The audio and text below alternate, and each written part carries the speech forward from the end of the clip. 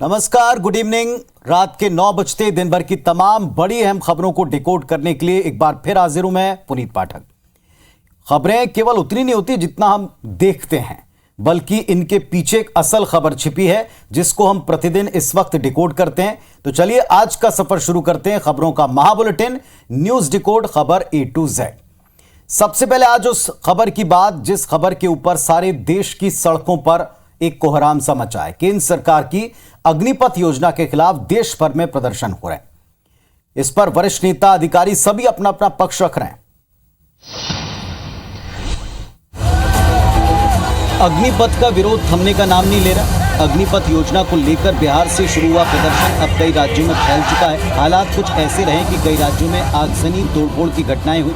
Police को लाठीचार्ज और firing तक करनी पड़ी। बिहार की बात करें तो तीसरे दिन भी बिहार जलता दिखा। राजधानी पटना समेत 25 जिलों में जमकर उपद्रव हुआ। इसी तरह बाकी राज्यों में हालात तनावपूर्ण ही दिखे। मध्य प्रदेश के ग्वालियर में कल जमकर आगजनी हुई थी, जिसके बाद आज पुलिस और आरपीएफ अलर्ट मोड पर रही। इंदौर में गोंडा ट्रेन को प्रदर्शनकारियों ने रोक दिया। पुलिस की समझाइश के बाद भी प्रदर्शनकारियों ने तोड़फोड़ की। आर्मी के रास्ते कहीं भी बंद नहीं हुए हैं। ये जबरन कुछ लोगों के द्वारा भ्रम फैलाने की कोशिश की जा रही है। देश में अग्निपथ योजना का विरोध हो रहा है और इस पर राजनीति भी जमकर चमकाई जा रही है। कांग्रेस बीजेपी पर युवाओं को धोखा देने के आरोप लगा रही है। देश के भविष्य के साथ खिलवाड़ कर रहे हैं, देश की सीमाओं के साथ खिलवाड़ कर रहे हैं। देखिए, पूर्णकालिक भर्ती होनी चाहिए, हमारी मांग है। एक तरफ बीजेपी और केंद्र सरकार है जो योजना के फायदे गिना रही है, तो वहीं विरोधी योजना को देश हित के खिलाफ बताते हैं। पर बड़ा सवाल है, आखिर विरोध में ये आगजनी और तोड़फोड़ क्यों? तो बहस इस पर हमने भी की, दोनों पक्षों को सुना और कांग्रेस केवल वो कह रही जो युवा चाहते हैं, जिसको लेकर युवा सड़कों पर प्रदर्शन कर रहे हैं। वैसे खबर अग्निपथ योजना के विरोध से ही जुड़ी है। बिहार समेत कई राज्यों में अग्निपथ योजना के विरोध में प्रदर्शन का असर अब रेल सेवा पर दिखने लगा है। छत्तीसगढ़ में बिहार से आने वाली 3 ट्रेनों को कैंसिल कर दिया। रद्द होने वाली ट्रेनों के नाम बिलासपुर पटना एक्सप्रेस, दुर्ग पटना एक्सप्रेस और बरौनी गोंदिया ट्रेन हैं। तो इन पर असर अभी साफ दिख रहा है, लेकिन इस योजना के ऊपर असर आगे क्या और कितना पड़ता है देखना होगा। वैसे ये अपने आप में जिस तरह से मामला चला, जिस तरह पूरा प्रकरण रहा, ये बहुत गंभीर बनता गया। और इस मसले के ऊपर गंभीरता से विचार इसलिए क्योंकि ये मुद्दा जुड़ा युवाओं से है। इसे डिकोड करते हैं। बीजेपी के सहयोगी दल जैसे कि जेडीयू, उस पर भी योजना पर पुनर्विचार की बात कहकर के एक राजनीतिक तौर पर दबाव बना। बीजेपी के नेता और समर्थक इस योजना पर शक कर रहे हैं। जनरल जीडी बख्शी और सांसद वरुण गांधी वो भी इसमें शामिल हैं। सेना में जाने की तैयारी करने वाले यूथ वर्ग को इस योजना में कई सारी खामियां दिखी, कई सवाल उन्होंने उठाए। वैसे केंद्र सरकार ने अग्निपथ योजना में प्रवेश की जो अधिकतम उम्र की सीमा थी उसको भी 2 साल बढ़ा दिया, 23 वर्ष कर दिया। आज तीनों सेनाध्यक्षों ने प्रेस कॉन्फ्रेंस करके इस योजना को एक्सप्लेन करने की कोशिश की, तारीफ की। देखना भी है कि इतने विरोध और समर्थन के बीच में योजना को लेकर केंद्र का अगला कदम क्या होता है, रुख कैसे होता है। अब बात उस मुद्दे की जिसको लेकर सियासत अब तक थमी नहीं। राहुल गांधी से ईडी की पूछताछ के विरोध में आज छत्तीसगढ़ में कांग्रेस ने जिलेवार विरोध किया। इस दौरान राजधानी रायपुर से लेकर सभी जिला मुख्यालयों पर प्रदर्शन हुए। ये तस्वीरें रायपुर की हैं, जहां कांग्रेस के पूर्व अध्यक्ष राहुल गांधी से ईडी की पूछताछ और पार्टी मुख्यालय में लाठीचार्ज के विरोध में आज कांग्रेसी सड़क पर उतरे। प्रदर्शन कर रहे नेताओं और कार्यकर्ताओं ने केंद्र की मोदी सरकार के खिलाफ नारेबाजी की। सीएम भूपेश बघेल ने बीजेपी पर सेंट्रल एजेंसियों के दुरुपयोग का आरोप लगाया। तो सेंट्रल, हमारा विरोध तो यही है कि सेंट्रल एजेंसी का दुरुपयोग किया जा रहा है। ये दबाव मुक्त होना चाहिए। राजधानी के अलावा धमतरी, अंबिकापुर, दुर्ग समेत दूसरे जिलों में भी कांग्रेसियों ने प्रदर्शन किया। हर ब्लॉक स्तर पे, हर बूथ स्तर पे लगातार धरना देते रहेंगे जब तक इन केंद्रीय एजेंसियों का ये दुरुपयोग करते रहेंगे। कहने का मतलब ये कि कांग्रेस राहुल से पूछताछ को पूरी तरह कैश करना चाहती है। इसके लिए सेंट्रलाइज प्लानिंग की जा चुकी है ताकि आगामी विधानसभा और फिर लोकसभा चुनाव में उसे इसका फायदा मिल सके। तो जिस तरह से कांग्रेसियों का विरोध प्रदर्शन चल रहा है उससे तो आप यही समझ सकते हैं, ये जान पड़ता है कि पार्टी मौजूदा हालात को बतौर हथियार इस्तेमाल कर रही ताकि आगे उसको सियासी लाभ मिल पाए। लेकिन क्या वाकई इसमें उसका कोई फायदा होगा, इसको डिकोड करते हैं। दरअसल मामला मनी लॉन्ड्रिंग से नेशनल हेराल्ड से जुड़ा है। इस केस में पहले से कांग्रेस की राष्ट्रीय अध्यक्ष सोनिया गांधी और राहुल गांधी को समन जारी हुआ। अब जाकर ईडी ने राहुल गांधी से पूछताछ शुरू की है, जिसको लेकर कांग्रेस पार्टी की प्रतिष्ठा बनाकर सड़क पर उतरकर प्रदर्शन कर रही है। रोजाना पार्टी सड़क पर उतर रही है, प्रदर्शन कर रही है। इस बात की भी चर्चा है कि पार्टी अपने खोए जनाधार को पाने के लिए इस मुद्दे पर सड़क पर संघर्ष जनता के बीच में सिंपैथी के तौर पर भी हासिल करना चाहती रख रही, ताकि आगामी चुनाव में जनता का साथ समर्थन उसको मिल पाए। खैर, ये सियासी बात है। सियासी पाठशाला में नैतिकता की जगह रणनीति को अधिक तवज्जो दी जाती और यहां रणनीति साफ है, पर यह कारगर कितनी होती वक्त बताएगा। अब वक्त है मध्य प्रदेश में बीजेपी के नगरीय निकाय चुनाव की तैयारियों को जानने का। शंखनाद हो चुका है। शुरुआत मुख्यमंत्री शिवराज और प्रदेश अध्यक्ष वी.डी. शर्मा ने की।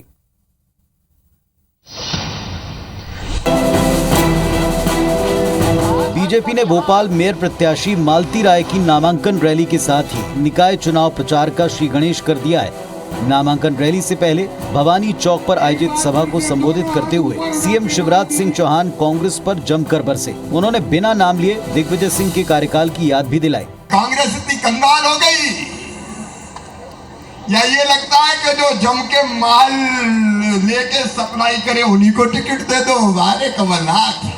वहीं बीजेपी प्रदेश अध्यक्ष वी.डी. शर्मा ने बीजेपी और विकास को एक दूसरे का पर्याय बताया। साथ ही कांग्रेस पर भी हमला बोला। मुख्यमंत्री शिवराज सिंह चौहान ने भोपाल के विकास के लिए बेहतर मास्टर प्लान लेकर आने की बात भी कही। वैसे आप जरा इस बात को भी समझ लें कि निकाय चुनाव बीजेपी के लिए प्रतिष्ठा का प्रश्न है और निकाय की जंग को जीतना बीजेपी के लिए बेहद जरूरी है। क्यों है, डिकोड करते हैं इसे। निकाय चुनाव के नतीजों का विधानसभा चुनाव पर असर पड़ना तय है, क्योंकि बहुत करीब ये चुनाव आ गए हैं। निकाय चुनाव के नतीजे शिवराज सिंह चौहान का एक तरह से रिपोर्ट कार्ड माने जाएंगे। शिवराज सिंह चौहान के सुशासन के दावे पर स्थानीय स्तर के ये चुनाव एक तरह से मोहर भी लगाएंगे और यही सब वजह है कि शिवराज सिंह चौहान इसमें कोई कसर छोड़ना नहीं चाहते। प्रचार का शंखनाद हो चुका है। नतीजे इसके जमीन पर कैसे रहेंगे, बहुत जल्द रिजल्ट वाले दिन पता चलेगा। चलिए बात मध्य प्रदेश में विपक्षी दल कांग्रेस पार्टी की करते हैं। आज कांग्रेस के मीडिया विभाग और प्रवक्ताओं के साथ पीसीसी चीफ की एक मीटिंग हुई, जिसमें कार्यकर्ताओं को तथ्यों के साथ सरकार को घेरने की नसीहत मिली है।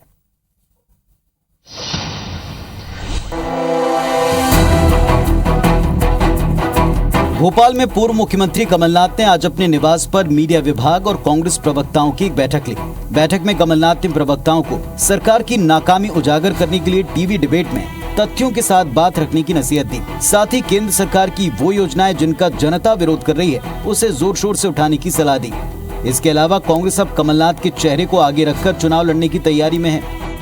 मध्य प्रदेश की आम जनता से अपील करता हूँ कि प्रदेश की तस्वीर हर वर्ग अपने सामने रख के सच्चाई का साथ दें। माननीय कमलनाथ जी ने हम लोगों को जिम्मेदारी सौंपी है, उसे पूरी तरह निभाते हुए अपनी पूरी ताकत और मुस्तैदी के साथ उसको साकार करेंगे। इसके तहत कांग्रेसी कार्यकर्ता फेसबुक, ट्विटर समेत अन्य सोशल मीडिया प्लेटफॉर्म पर कमलनाथ का फोटो लगाकर प्रचार शुरू कर चुके हैं।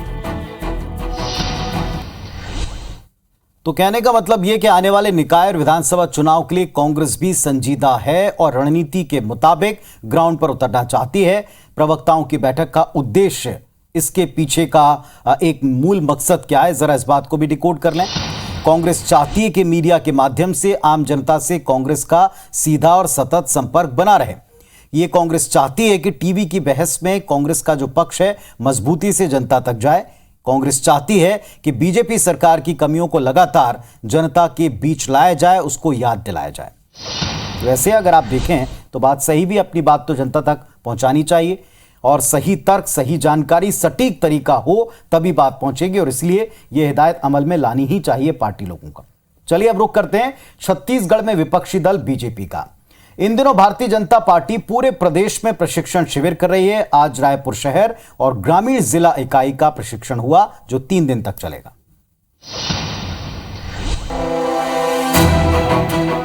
बीजेपी के प्रशिक्षण शिविर में आरएसएस के प्रांत प्रचारक प्रेम शंकर सिद्धार शामिल हुए। उन्होंने कार्यकर्ताओं को संबोधित करते हुए इस बात को स्वीकारा कि 2018 के विधानसभा चुनाव में हमसे चूक हुई। इस मौके पर पूर्व मंत्री बृजमोहन अग्रवाल ने दावा किया कि बीजेपी 2023 और 2024 के दोनों चुनाव जीतेगी। तो ऑटोमेटिक उसकी काम करने की शक्ति बढ़ जाएगी, और जब वो काम पूरी ताकत के साथ में करेगा तो 2023 भी हम जीतेंगे, 2024 भी जीतेंगे। बृजमोहन अग्रवाल के 2023 और 24 के चुनाव जीतने के दावे पर मंत्री रविंद्र चौबे ने प्रतिक्रिया दी। हम उस दिशा में आगे बढ़ रहे हैं, ना 23 और ना 24। पहले अभी आज 71 सीट में कांग्रेस की सरकार है, 23 में हम 75 सीट की सरकार बनाएंगे। फिलहाल कांग्रेस और बीजेपी दोनों ही विधानसभा और लोकसभा चुनाव जीतने का दावा कर रही हैं। तो साहब कहते हैं कि राजनीति संभावनाओं का खेल है, जहां हर पार्टी हर नेता चुनाव से पहले अपने दावे करना भी चाहिए। लेकिन अगर छत्तीसगढ़ के संदर्भ की बात करें तो प्रदेश के लिए कांग्रेस बीजेपी की दिक्कतें कम नहीं है। क्या हैं, डिकोड करते हैं। बीजेपी कांग्रेस के सामने चुनौती है कि कार्यकर्ता और नेता अति आत्मविश्वास का शिकार ना हो जाएं। 5 साल तक कांग्रेस का शासन रहा, कार्यकर्ताओं को फिर से रिचार्ज करना पड़ेगा, जमीन पर उतरना होगा। बीजेपी के सामने सबसे बड़ा सवाल यह कि चुनाव किसके चेहरे पर लड़ेगी। वहीं कांग्रेस के सामने पार्टी को एकजुट करने की चुनौती रहेगी। गुटबाजी हमेशा से पार्टी का नुकसान कर दिया। एक स्लोगन याद करें, कांग्रेस को कांग्रेस हराती है। तो ये दिक्कतें दोनों पार्टियों के सामने। अब इसमें प्रशिक्षण शिविर, संकल्प शिविर, वायदे दावे, ये सब चलता रहेगा। इंतजार करना पड़ेगा ये जितनी कवायद है इसका जमीन पर कितना इंपैक्ट पड़ता है। वैसे बात छत्तीसगढ़ पॉलिटिक्स की चल पड़ी है तो यहां जिस एक मुद्दे पर जंग छिड़ी है वो है राहुल से ईडी की पूछताछ। और इस दौरान सीएम भूपेश बघेल के साथ कथित बदसलूकी पर सीएम बघेल ने बयान दिया था, जिस पर अब भी बयानों की तलवार खिंची हुई है।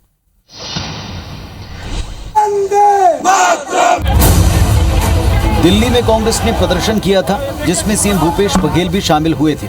इस दौरान सीएम बघेल ने आरोप लगाए थे कि मैं अपने कार्यालय इनसे पूछकर जाऊंगा।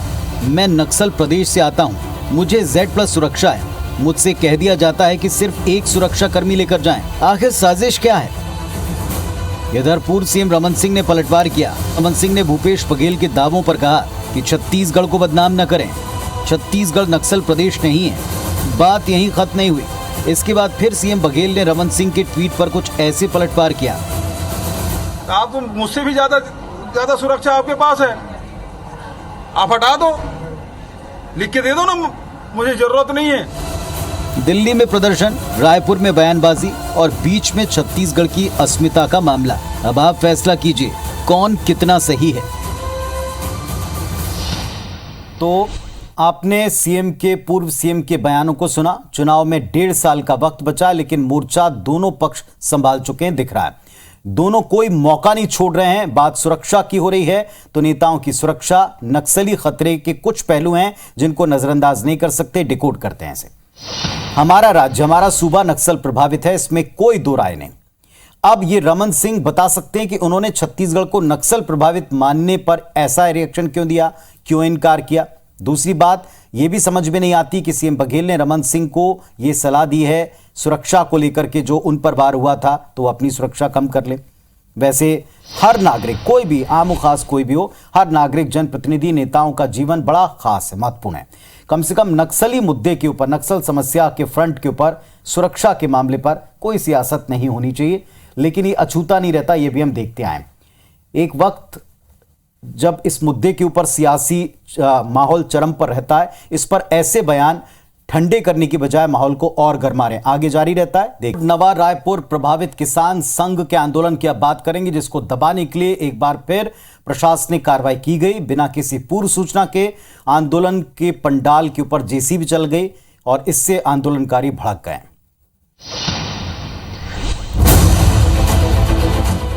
नवा रायपुर प्रभावित किसान संघ के आंदोलन के खिलाफ कार्रवाई थमने का नाम नहीं ले रही। पहले एनआरडीए परिसर से उन्हें जबरन हटाया गया, इसके बाद आंदोलनकारी किसान कयाबांधा शिफ्ट हो गए, लेकिन आज उन्हें वहां से भी हटा दिया गया। पंडाल पर जेसीबी चला दिया गया। इस बात के विरोध में करीब 200 से अधिक किसान एनआरडीए दफ्तर पहुंचे और वहीं धरने पर बैठ गए। मामले में राष्ट्रीय किसान नेता राकेश टिकैत ने कहा कि वो फिर रायपुर आ रहे हैं और जहां से धरने को हटाया गया वो वहीं धरने पर बैठेंगे। हमारी लड़ाई छत्तीसगढ़ सरकार से भी है। जब तक उनको उचित मुआवजा नहीं मिलेगा, आप जितनी बार तोड़ोगे हम उतनी बार वहां पे धरना देंगे। खैर, आंदोलनकारी किसानों के साथ ऐसा बर्ताव क्यों किया जा रहा है और आगे किसान इस कार्रवाई के खिलाफ क्या कदम उठाते हैं, ये आने वाले वक्त में स्पष्ट होगा। चलिए इस वक्त जरा ये भी जान लें कि आखिरकार इन आंदोलनरत किसानों की मांगे हैं क्या, इतने लंबे समय से क्यों ये इस तरह प्रदर्शन करें। डिकोड करते हैं इसे। नवा रायपुर के 13 गांव में जमीन खरीदी बिक्री पर रोक लगी, जिसको ये हटाने की मांग कर रहे हैं। इन गांव को नगरीय क्षेत्र बनाने से मुआवजा राशि कम हो गई, इसीलिए किसान इन गांव को पंचायत क्षेत्र में वापस रखने की मांग कर रहे हैं। किसान सभी गांव में विकसित भूखंड देने की मांग कर रहे हैं। भूमिहीन वयस्कों को भूखंड देने की मांग भी इन किसानों की है। तो मांग नई नहीं है, मांग सरकार को भी पता है। मांगों के ऊपर प्रदर्शन हो चुका है, बातचीत हो चुकी है, लेकिन समाधान अब तक निकला नहीं। नवा रायपुर क्षेत्र के किसान पिछले लंबे वक्त से इन सारे मुद्दों पर आंदोलनरत हैं। इसको कमजोर करने के लिए प्रशासन की तरफ से कई बार ऐसे कदम उठे हैं, लेकिन समाधान निकालने के लिए बातचीत, इसका रास्ता, इसका विकल्प खुला रहना चाहिए, ऐसा सभी को लगता है, क्योंकि वहीं से हल निकलेगा। इधर सराफा कारोबारियों ने रायपुर के डायरेक्टरेट ऑफ रेवेन्यू इंटेलिजेंस यानी DRI इस दफ्तर में पदस्थ एक अफसर पर पूछताछ के नाम पर व्यापारियों को प्रताड़ित करने के आरोप लगाए।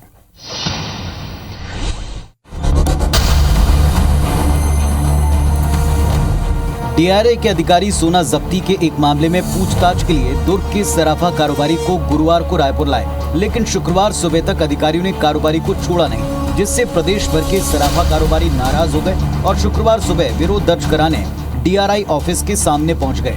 मामले की गंभीरता को देखते हुए छत्तीसगढ़ चेंबर ऑफ कॉमर्स के पदाधिकारी भी मौके पर पहुंच गए। सराफा कारोबारियों का आरोप है कि अधिकारी बेवजह व्यापारियों को परेशान करते हैं।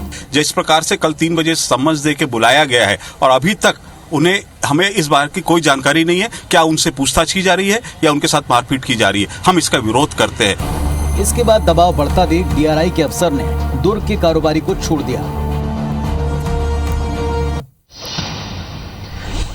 तो DRI की कार्रवाई पर सवाल उठने इस प्रकरण में लाजमी है। सराफा कारोबारियों का कहना कि पहली नजर में आपको भी ठीक लग सकता है कि कारोबारी से नियम के मुताबिक पूछताछ करें, कार्रवाई भी करें, लेकिन ऐसा यहां दिखा नहीं। और ऐसा क्यों नहीं दिखा, इस बात को भी जरा समझ लें, डिकोड करते हैं। ये DRI के अधिकारियों की लापरवाही के साथ साथ अपने पद के बेजा इस्तेमाल का मामला भी दिखा है।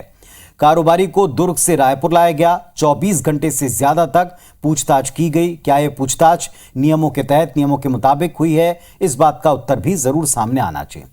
चलिए, कुल मिलाकर कहना ही चाहते हैं कि DRI को इस बात का जरूर ध्यान रखना होगा कि भविष्य में इस तरह की घटनाएं ना हो। कम से कम एक क्लैरिटी, एक पूरी तरह से ट्रांसपेरेंसी रहे जो कार्रवाई हो रही है उसमें। इधर रायपुर दौरे पर विश्वगुरु शंकराचार्य निश्चलानंद सरस्वती आए हैं और यहां आकर एक कार्यक्रम के दौरान मंच से एक बयान दिया है, जिस पर सियासी बखेड़ा खड़ा हो गया। विश्वगुरु शंकराचार्य निश्चलानंद सरस्वती अपने रायपुर दौरे पर हैं, जहां आज एक कार्यक्रम में उन्होंने एक ऐसा बयान दे दिया जिस पर सियासी बहस छिड़ गई। सबसे पहले आपको वो बयान सुनाते हैं जिसे लेकर सियासी पारा चढ़ा। 3.5 वर्षों में भारत हिंदू राष्ट्र हो तो क्या आपत्ति है? शंकराचार्य के इस बयान पर कांग्रेस ने आपत्ति जताई। संवैधानिक रूप से यह उनकी कल्पना है जो मुझे नहीं लगता है कि साकार हो पाएगी। इधर बीजेपी नेता बृजमोहन अग्रवाल ने शंकराचार्य के बयान पर कहा कि उन्होंने जो कुछ कहा सोच समझकर ही कहा होगा। धर्म गुरु हैं, विद्वान हैं और उन्होंने कुछ कहा है तो सोच समझ के कहा है। दुनिया भर में भारत आज भी विभिन्नता में एकता के लिए जाना जाता है। ऐसे में शंकराचार्य के दावे पर छिड़ी बहस किसी परिवर्तन का संकेत है या महज पॉलिटिक्स, ये वक्त तय करेगा। तो सर्वविदित है, सबको पता है, भारत एक लोकतांत्रिक देश है। हमारा देश किसी एक व्यक्ति की विचारधारा, तर्क या दावे से नहीं चलता, संविधान के मुताबिक चलता है। हमारे देश की सबसे बड़ी खूबसूरती, पहचान भी यही है, विभिन्नता में एकता। ऐसे में इस तरह के बयान से क्या असर पड़ता है, जरा इसको भी डिकोड कर लेते हैं। भारत और यहां रहने वाले सभी नागरिकों का ये अपना देश है, चाहे उनका धर्म कोई भी हो, फर्क नहीं पड़ता। ऐसे बयानों से सांप्रदायिक सौहार्द, इसको जरूर नुकसान होता है। ऐसे बयान समाज में धर्मों के बीच में एक कटुता का माहौल पैदा करते हैं, एक कंफ्यूजन भी लाते हैं। नतीजा ये कि सांप्रदायिक तौर के ऊपर, दंगों के तौर के ऊपर, माहौल बिगड़ने के तौर के ऊपर कुछ घटनाएं दिखती।